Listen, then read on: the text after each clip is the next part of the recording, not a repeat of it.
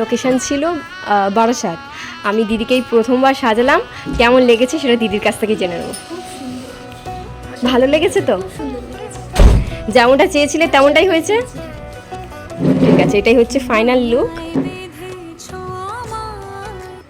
Let's go.